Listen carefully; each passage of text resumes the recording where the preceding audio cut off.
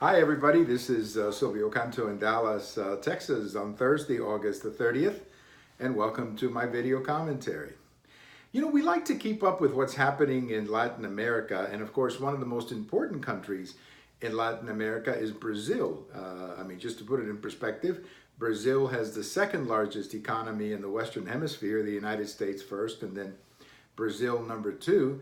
Brazil has the 8th or ninth largest GDP in the world. So this is a major player not just in the Western Hemisphere, but around the world. A major consumer, major importer, major exporter, major manufacturer. I mean, they're one of the big players in the world. So the news out of Brazil lately has not been good. Not only has the economy been very difficult for the last couple of years, but now they're having a terrible problem with crime. And I wrote about this a couple of weeks ago, where the crime problem is just completely out of control. I mean, cities like Rio and Sao Paulo are having terrible crime waves, and the numbers are staggering. I mean, just absolutely staggering. Even for a country of about 180 million people, I mean, the numbers are just absolutely staggering. So obviously, sooner or later, when you have a problem like that, sooner or later, it's going to go into the political arena. And there is a man running for president in Brazil. His name is Bolsonaro.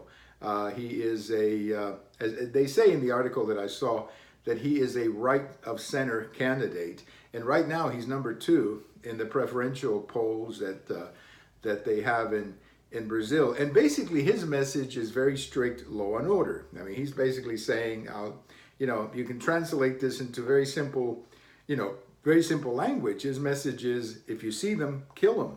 And I'm sure that he reflects a lot of personal frustration in Brazil. Look, I know people in Brazil, and they've had it. Their patience is over with this kind of crime. So I understand why a presidential candidate would say that, and I understand why he's having so much support, because I'm sure there's a lot of people in Brazil who feel the same way, and I understand that quite sincerely. But I think it would be better if they did something else, frankly. It would be better if they would tackle the problem in 2 ways.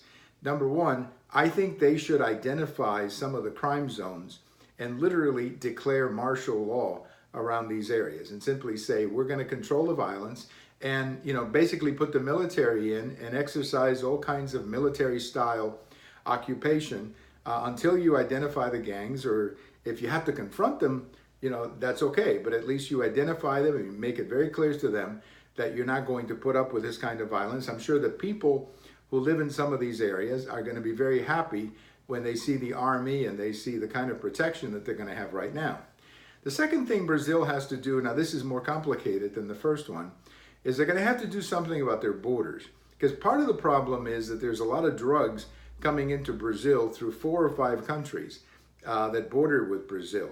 And the drugs are coming in, not only are they being used in Brazil, but they're also being sent to other countries. Brazil has become a major hub for drug distribution. So they have to tackle that as well. That's more complicated. That's going to take a lot more time than just martial law. But they got to tackle these 2 things. But I think at the end of the day, what we're seeing here with the remarks of this presidential candidate, this is what happens when the level of frustration reaches a point where people are just, they've had it, they don't want to put up with it anymore, and they're willing to follow very strict measures like the one that this presidential candidate is offering. So I understand where he's coming from, but I think it might be better to take a different approach than simply shoot criminals, because I think you're going to eventually kill a lot of civilians as well if you engage in that kind of a situation. Well, thank you for watching. We have all of these here on YouTube. We also have them over on Twitter, and we have them on my blog. And if August 30th is your birthday, happy birthday. Bye-bye, everybody.